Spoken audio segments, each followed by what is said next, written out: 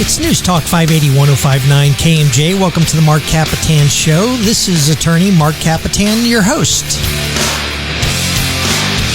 Today's show is brought to you by the Kapetan Brothers Law Firm, serving the Central Valley since 1995. If you or anybody, I forgot how long we've been serving the Central Valley. If you or anybody you know has been injured in an auto accident, a truck accident, or a motorcycle accident, give us a call at 559-498-8000. Or if you've been arrested or cited for a criminal offense, call us 559-498-8000. Kapetan Brothers. We are the Valley's law firm. Folks, listen, we are going to warn you here because today's show is going to be a very graphic but very intimate look at domestic violence from a survivor and, I'm proud to say, a very good friend. My next guest is a friend, a now colleague at the district attorney's office, and was one of those right hands of support that the Kapetan brothers relied on for nearly, about 9 years or so? 8 years. 8 years? A little over 8, yeah. But more significantly, she is the embodiment of a survivor of domestic violence. Her story is one of tragedy to triumph, from being the victim of one of the most horrific cases that I've ever heard of domestic violence, to now, after many years of strong determination and hard work at San Joaquin College of Law, becoming a deputy district attorney in her own right, representing victims of crime in Fresno. Now, working under our district attorney, Lisa Smitkamp, the very person who was tasked with prosecuting and imprisoning her abuser, my next guest has finally arrived. This is a story of triumph that encompasses everything about the human condition: the will to live, the power to overcome, and yes, the pure evil and depravity of man. My brother Peter and I shared the 8 years with her and her baby girl. We shared many stories, many tears, and yes, odd or inappropriate as it may have been at times, many, many laughs. So I would like to welcome to the show my friend, my former paralegal, and a survivor of domestic violence, Deputy District Attorney Rachel Baskin. Welcome, Rachel. Thank you. Thank you for having me. Oh, listen, it's been a long time coming, so I appreciate you being on the show. Let me give you a sort of a general overview. When exactly did this incident, and we're pointing to an attempted murder of you, your brother, and your mother, that occurred at the hands of your ex-husband. When was the date of that? That happened on July 16th of 2009. So it's been now 13 years. Yes. You've come a long, long way since that time. You're now a district attorney. Have you represented or have you prosecuted a domestic violence case yet? I have had the opportunity to prosecute certain cases. I started in the misdemeanor unit, so we did have a few types of misdemeanor domestic violence, not as serious as felonies with injuries. And now I'm in the juvenile division, so I handle all the juvenile cases. How's it going over there? Compared to Kapetan, working for Kapetan Brothers, how's it going over there? Working to the bone. You thought it was hard working for us, yes. huh? No, it was easy. It was fun. But you've done a domestic violence case. Now, it's got to be one of those things where you sit there and you have to separate yourself from that incident of domestic violence that we will shortly get into on your own. Do you have are you able to get rid of that bias and say, I'm going to take this as a person who may not have been a victim of it, or do you take that into consideration when you're doing the case? I try to separate myself from it to a certain extent to be fair and just in the type of cases that I deal with. But I do see, just with any victim case, so it doesn't have to necessarily be domestic violence, but any victim case, assault cases I've dealt with, and I've been able to talk to victims and connect with them, and some of them on certain levels where I'm like, hey, I really understand. I really get it. And I also get the other avenue when, maybe they don't want to testify or they don't want to prosecute. Right. And so I mean, do you think totally, so? You have a special insight as far as that's concerned. Yes, You think? Yeah. And then also working for you guys for so many years, I see the other side of it as the criminal defense side. Yeah, I know when you first started, it was difficult because, you have this incident of major abuse and you're a victim yourself. And it's got to be difficult to say, I'm going to defend, because you were helping us defend people that have been accused of the same thing or similar things that your ex-husband did to you, right? Yes. Yeah.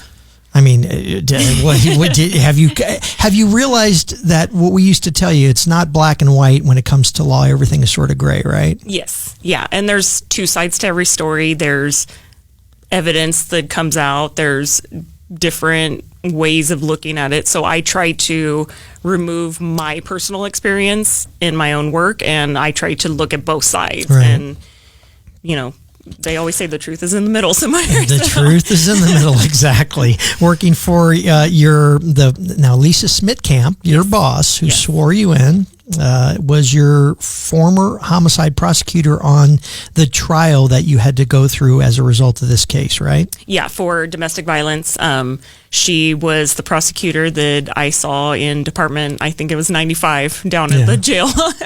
And since then, she started on the case. And after meeting her, it really pushed me into pursuing my dream of becoming an attorney and then becoming a prosecutor. And you already had that a bit of a dream of becoming an attorney. You think you would have done it had you stayed with this ex-husband of yours if this incident hadn't happened? I don't think I would have had the confidence to. I think I was going through the paralegal program when everything happened in 2009, but even getting to that point was very hard in the situation that I was in. And so honestly, I don't, if this had never happened to me and I didn't meet the people that I met and had that will to keep going, I don't think I would be in this position. Well, and the confidence is an issue that we're going to discuss because it's the part of the victim mentality as far as that's concerned. Let's get a bit of a backstory. Your ex-husband was a former Marine, right? Yes. And you met when? So we met back in 2004. He was stationed in Camp Lejeune, North Carolina, and my best friend's fiance at the time was his next door roommate. They lived in the barracks together. So that's kind of how we met, and he ended up kind of started off as a fairy tale, I guess. He saw my picture with my best friend, which was his friend's fiance, and he was like, who's this? And he's like, oh, that's my fiance and her best friend. And so we started kind of like exchange numbers, and it was encouraged to call him and kind of start something. And so he ended up setting up a meeting, and me and my friend went out there to visit him, and that's when I met him for the first time. How long of I know it's the 2000s, but how long of a courtship was it, basically? So we were dating for about a little over a year before we got married. So we got married in October of 2005. All right. And how long were you married for sum total? Total, I believe it was 4.5 years. Okay. 4.5 years. This occurred not after a divorce, but occurred while the split up was occurring, right? Yes. So I back in February of 2009, I found out that he was cheating on me. I already had my daughter. We had moved in together. I moved back home to live with my brother and my mom.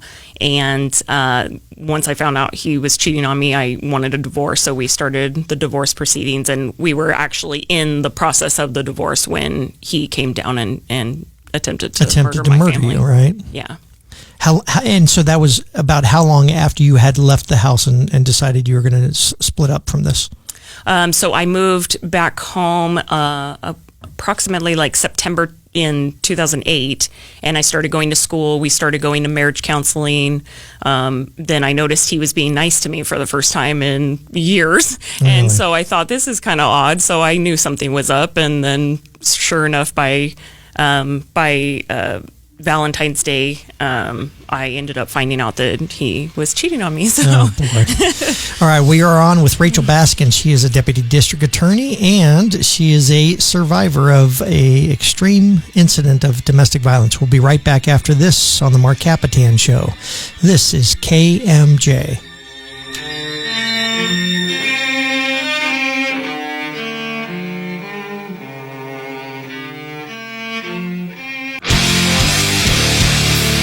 It's News Talk 580 1059 KMJ. Welcome back to the Marc Kapetan Show. Folks, I'm going to pop this music down like I like to do on the second segment. If you are a victim of auto accident, injury, car accident, motorcycle accident, truck accident, something like that, I want you to do me a favor. Now, and do yourself a favor. I want you to call your local attorney. I don't care if it's Kapetan Brothers or any other local attorney. I want you to call the local attorney. I just had a call from a guy who had hired a Los Angeles firm, and they missed the court date. And I'm not joking, folks. And I said, listen, first mistake is to hire someone from out of town like that. Call your local attorney. Call the Kapetan Brothers if you've been injured. Do yourself a favor. We offer free consultation. Do your friend a favor if you have a friend who's been in an accident, or if they've been cited or arrested for a criminal offense, have them call us. It's 559-498-8000. Kapetan Brothers, we're the Valley's law firm. I want to get right back into it with Rachel Baskin. Rachel Baskin is a deputy district attorney, I'm proud to say. Many years of hard work, right, Rachel? Yes. A long road. Long road. Did we give you good advice regarding law school and all that kind of stuff when you read our firm? Yes, you did. I'll never forget the interview that I had with you guys, and I said, my goal is... Yes, you did. You have me for this many years. You know what? We had you for a little bit longer because as a single mother, you had to take the long, slow road through law school. And I got to say, it was a benefit to us. But yeah, we saw you. Folks, Peter told me one day that law school was hard, 10 times harder than anything I'd ever experienced in college. And I didn't believe it. And he was absolutely right, right? Yes. Well, I remember that interview too, Rachel, because at one point we're talking and how did it happen? I think I asked, how do you know Lisa, maybe? Lisa Smithcamp, the DA? Yeah. And your response was?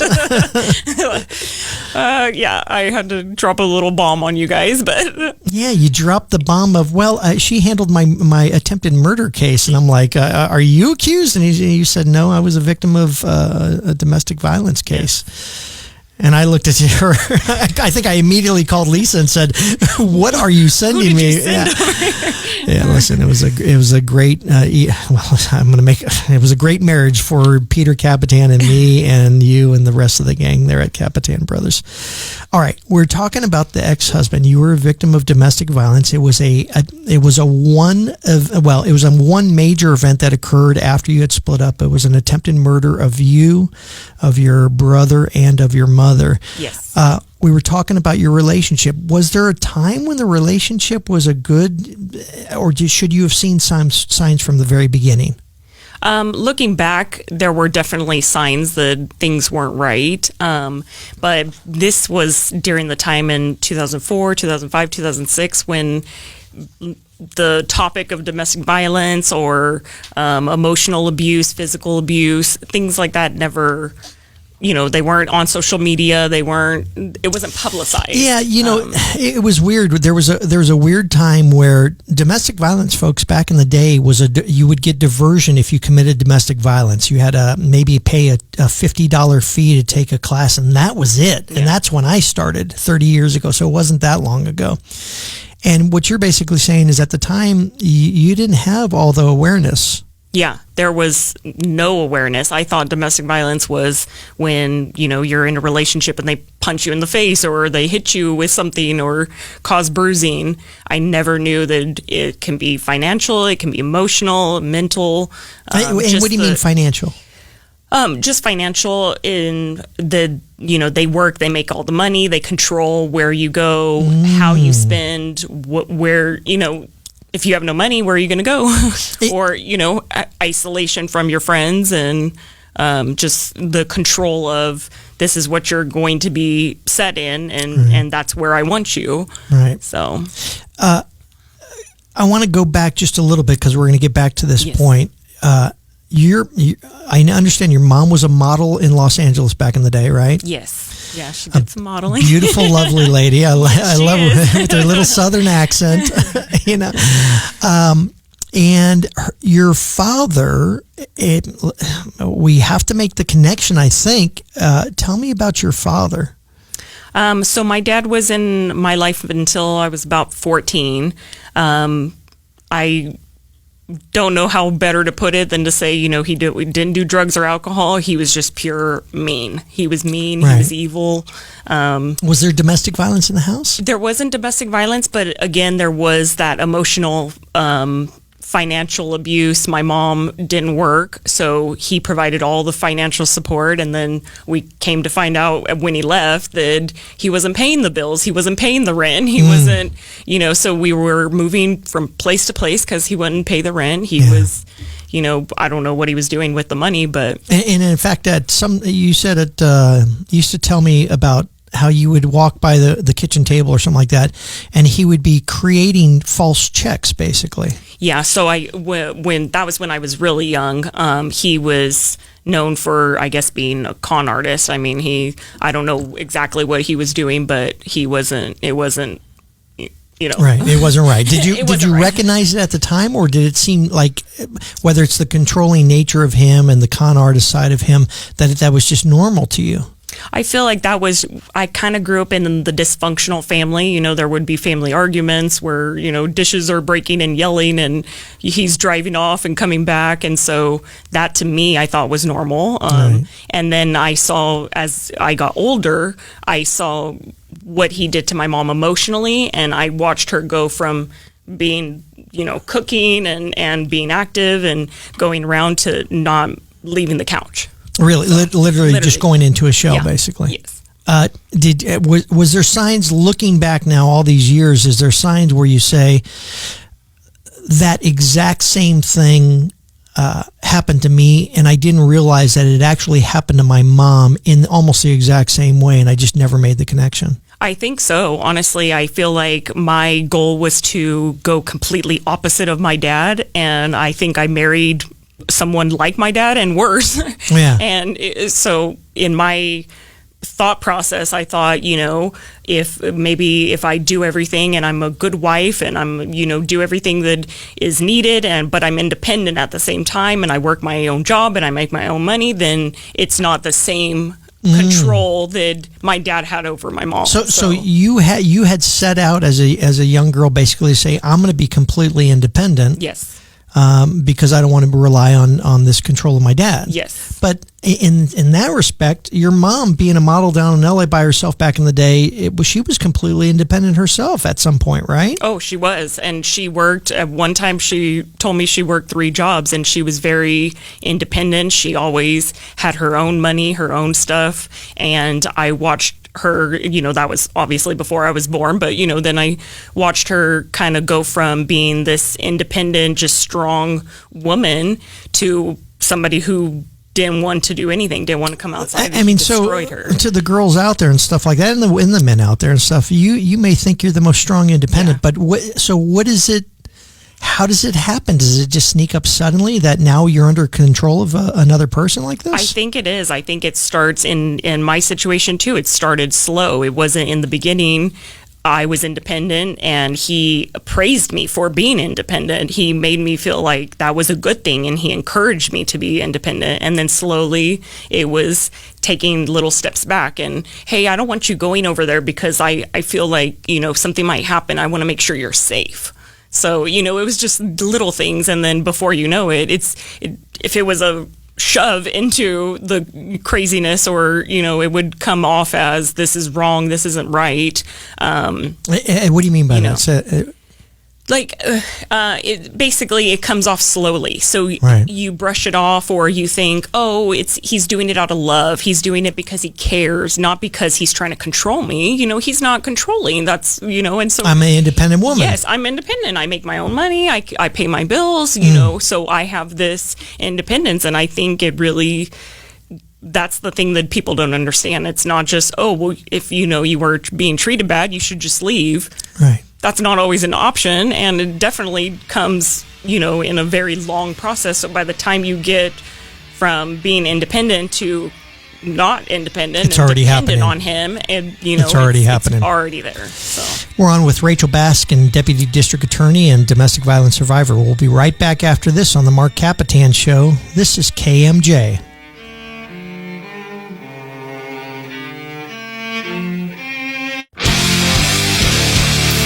It's News Talk 580 1059 KMJ. Welcome back to the Marc Kapetan Show. This is attorney Marc Kapetan, your host. Listen, folks, if you or anybody you know has been arrested or cited for a criminal offense, or if they've been in an auto accident, a truck accident, or a motorcycle accident, who do they call, Marcella? The Kapetan Brothers. The Kapetan Brothers Law Firm. Thank you, Marcella.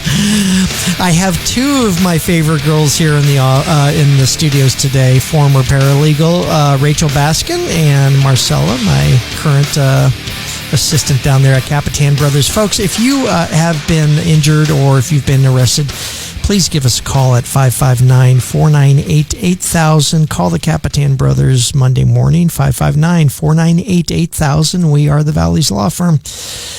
We are on with former paralegal of Kapetan Brothers, now Deputy District Attorney in Fresno. For how long have you been, Rachel Baskin, how long have you been? At the DA's office? Yeah. A little over a year. Really? You used to it yet? It's like old hat now every day? Every day is something new. I remember the first time that I sent you in as a defense attorney to go and do an arraignment, and you're reading just there. like, I waive reading of the complaint, and yeah, so. Isn't it funny, though, how now it's just you do it without thinking, right? It is, yeah. I've learned to think on my feet, and you just have to go. Many trials yet? Yeah, I actually had a robbery case that I did on Monday. So a guilty verdict? Yep. Nice. Very good for you. Very good for you. They didn't have the Kapetan Brothers as their defense attorney. No, I'm teasing. Believe me. There's winners and losers and everything on this. Okay, we are on with Rachel Baskin. You were a victim of domestic violence on July 16th, 2009. Your ex-husband attempted to murder you. Folks, I don't want to say it any differently. Attempted to murder you, your brother, and your mother. You were talking about your relationship with him. What was the first thing that you saw him do that said, uh-oh, and it may be looking back on it, that this was the ultimate sign that this guy is potentially an abuser, he's controlling, et cetera, et cetera? I think the biggest red flag for me looking back was his drinking, and every time he would get drunk, he was very aggressive, and it would either be, it wasn't in the beginning directed towards me, but he was in the military, so he was in the barracks most of the time when I would go to visit him, and he would start fighting people that were his fellow coworkers, and really So he had an aggressive, violent behavior already. Yes. Was he aggressive and violent to you? He wasn't initially. He also, during our entire relationship, he never hit me one time. He never choked me, never did anything. But what he would do is he would throw stuff around me. He would break my stuff. He would get in my face, but he wouldn't touch me. He would just get in my face. So he was very aggressive. But again, this was before awareness was out. And so I'm thinking, well, what am I going to do? Call the cops because he's being mean to me? Because he's breaking in. Because, it just didn't make sense. I thought you have to have injury. You said something sort of significant, though. You said he was breaking your stuff. Yes. You think that was basically him approaching violence towards you, me. that he was breaking your items? Yes. So he would break my items. He didn't like my dog, so he would separate, picking on my dog versus my other family dogs. You're talking princess? The little princess? Oh, how do you not like that? Rest in peace is right, yeah. Yes. And also, one of the things that I always forget about is when we were living together and he would be upset with me for whatever reason, he loved playing video games, and he would make me go and play Call of Duty, which I don't know how to play Call of Duty, and it was on Xbox, which I'm even worse on. And so he would make me go in there, and I remember he would repeatedly kill me because that's. Oh, no. And this was in 2008, so this was close to the end of our relationship. But he would repeatedly kill me because that's what you do. You verse each that's other. Part of the game, right? And then afterwards, he would be like, "Okay, I'm not mad anymore." Oh, I've never heard that one during all our discussions. Yeah. So looking back on the relationship, but that was towards the end, the very end. So on July 16, 2009, you're separated for X amount of months now. Mm-hmm. And this is the day, the incident of the attempted murder. Is there any evidence that he was under the influence or drunk at the time or anything like that? No. What happens? So the night before or the day before, we actually, we had been to court earlier in the month of July. Child custody issues, right? Child custody for the divorce, spousal support, the issue of what we were going to do with the property. And he was asking for child custody, but there was no real, well, I don't really want to say that, but there was,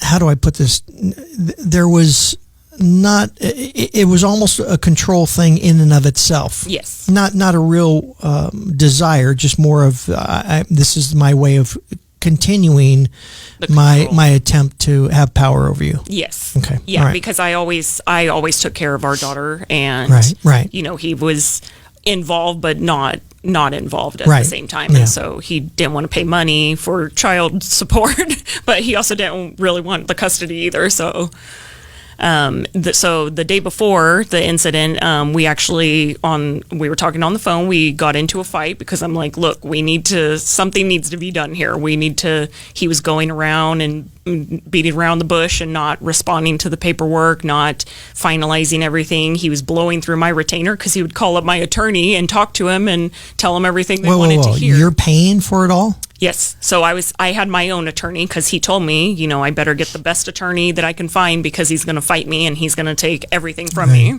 So you were paying for everything during this time? Yeah. So I had good credit when we first met. He would put stuff in my name. He ran up my credit cards. He would send me money to pay those cards, the monthly payment on them. But I was working at the time. So I was working before I had my daughter, and then I took a year off after I had my daughter.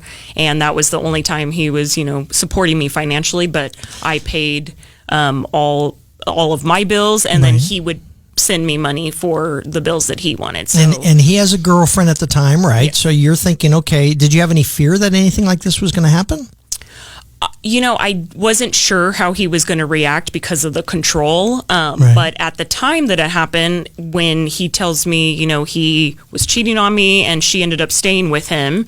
So they were planning on, they moved in together, I guess, right before the incident. So I'm thinking, okay, he's found another avenue. I'm in the clear. We just need to finalize the divorce. And so then I can move on with my life. And that was actually the argument that we had the day before it happened was I said, just get your bills out of my name and let's settle on $500 a month for child support and let's get this finalized and you can move on and I can move on. He's living in San Diego. Yes. You're up here. All right. What happens? The next day, your normal day is going on. What happens? So the next morning I wake up and I was getting ready for work. And so I went and I woke up my mom and I got the key for the garage door because that's where our laundry was. And so she always locked the garage door. So I woke her up. I grabbed the key from her. At that time, she was walking down to the bathroom. And so I go outside the way that the door is. You walk outside the kitchen door to the patio, and then the garage door is right there. So I walk outside and I go to unlock the garage door and I notice that the door is already open and it's open, a few inches. And so I'm thinking, this is weird. She always locks the door. And that was my initial thought. And so I go to push open the door and I'm looking down. And as I am looking down while pushing the door open, I see feet coming towards me and I'm thinking, my brother, did he get home from work and he's maybe in the garage doing something? And so before I can even raise my head up to look at the person in their eyes, I already have a gun pointed to my head and he's screaming and yelling at me and telling me to shut up and not say anything and be quiet. And then the saga began. Saga begins, and he has a mask on, and at some point, we'll get into it after this break. You recognize that it's him, your ex-husband. Yes. Or soon-to-be ex-husband, yeah. We'll be right back with Rachel Baskin from the Deputy District Attorney's Office. She's also a domestic violence survivor. This is the Marc Kapetan Show on KMJ.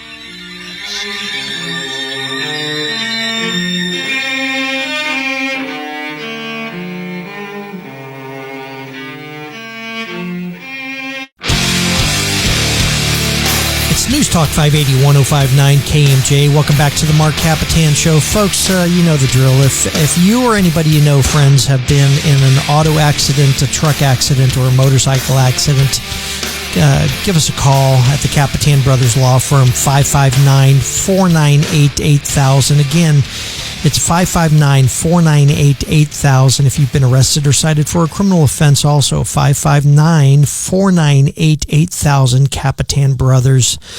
We are the Valley's law firm. I want to get right back into it with Deputy District Attorney Rachel Baskin, a survivor of domestic violence, an extreme case of domestic violence. It's now July 16th, 2009. Rachel has just discussed the fact that she opened the garage door, and there is her husband holding a gun, wearing a mask, and it's right in the middle of a somewhat turning out to be messy divorce. Okay, what happens? So he ended up, when I saw him coming out of the garage as I was going in, he pointed the gun to my head.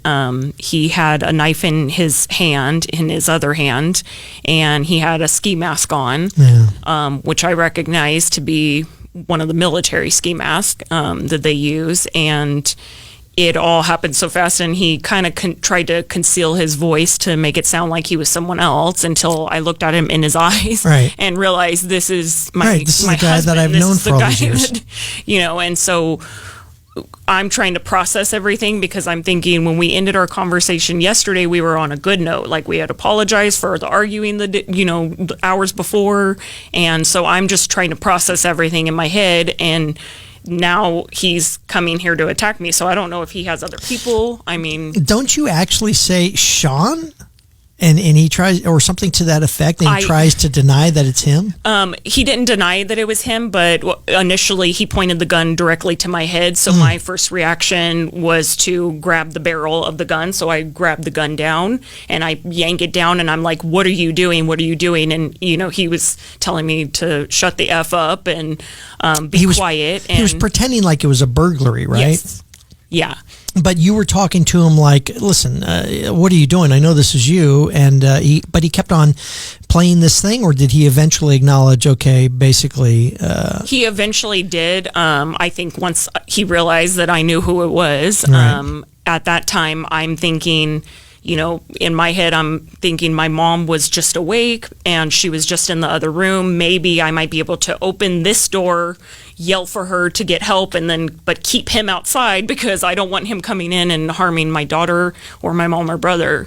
And so that's exactly what I did. And so while we're struggling between him holding the knife and the gun, and I'm holding the barrel of the gun, we're tussling back and forth outside. I go to open the door, and right as I'm opening the door, my mom is walking into the kitchen. Oh, boy. And at that time, I look at her. I don't know if she saw him, but I opened the door and I said, he's here, go get help. And I slammed the door, and I'm trying to hold the door now closed, so he stays out in the patio. But under, us fighting and struggling, he ended up overpowering me, of course. Right. And so... But you did have this two instincts, a motherly instinct of I'm going to protect my baby and the family, basically. Yes. And you had a whether it's instinctual or not, you had this adrenaline dump, basically, that you're at some point almost overpowering him. Yes. That wasn't until a little later. I think initially, as the adrenaline is setting in, and I'm trying to kind of process everything, because it happened so fast that was the craziest part of it. But he ends up overpowering me. He throws me, we get into the kitchen. He throws me into this like little caddy that we had with like cleaning supplies and stuff. By the time I get up, my brother and my mom are running back in, and he's pointing the gun at them. And telling them not to say anything, and you know. So now he has you all captive in what, the living room or something like that, all captive at gunpoint. Yes. So he has the gun. By this time he takes off his mask because we knew it was him. Right. And so he's pointing the gun at everybody. He's telling my brother not to make any moves or try any stuff on him. Right. And at that time, I didn't know if it was loaded, not loaded. I mean, I knew nothing about guns. I was 23 when it happened, so I'm very naive at this point. And you soon find out that it's absolutely loaded, right? Yes. What happens? So he initially took us to the couch. My thumb was actually bleeding because of the struggle to get in. So in my head, I remember that I put my cell phone in the bathroom. So my goal is, let me get to the bathroom. So I start, like basically crying and complaining, like I'm bleeding. I need to go get peroxide. I need to thinking you're going to get sympathy from him. Yes. And my goal was just for him to just allow me to get to the bathroom so I could grab my phone and call 911. So that didn't work, unfortunately. He ended up going in and he got the peroxide, brings it back, and he's like, you're fine, you're going to be fine. And I'm like, no, I need to go to the hospital. And at that point, I just became like this hostage negotiator. I was telling him whatever I thought he needed to hear so that he would leave or he wouldn't hurt my family. I mean, I was saying anything, and nothing worked, unfortunately. But he has this little moment where he's getting the peroxide for you, almost like this is the marriage relationship again. Yeah. Eventually it turns really bad. What happens? So he kept going back and forth, and he was like, no, I know you guys called the cops. I've already, committed a burglary. I'm already going to jail. And we're trying to convince him we didn't call the cops, which we at that time hadn't. Right. And we said, leave and nothing will happen. Then he wanted to go and see, and at the time was back in my room. Yeah, your daughter. Yeah, so she was in the room. In her crib, and so he takes us all to the back room, and he goes to see her, and he still had the gun in his hand, and I'm just praying, please don't let him try to use this. Right. And she's just sitting there in her crib. She looked up at him, she looks at us, and she didn't make a peep. She wasn't crying. She just looked and was very calm. And after a few minutes, he was looking at her, and then he ended up saying, okay, let's go. And so he walked us back into the living room. And then he goes into, I came here to kill myself. And so then he tells my brother, I want you to write my suicide note and what everybody gets. And so he makes my brother write down, various items that he was going to have. Right. And I hate to do this to you because in the end, you're going to have a shot directly at you, some shots to your brother and your mother, and even more terrible things happen to you. But we have to take it up on the next show next week with Rachel Baskin from the Deputy District Attorney's Office. You ready to do another 1 hour of doing this? I am. You are? All right, folks. Stay tuned next week for the rest of this horrific story and the triumph. I'm ready to cry. That comes afterwards.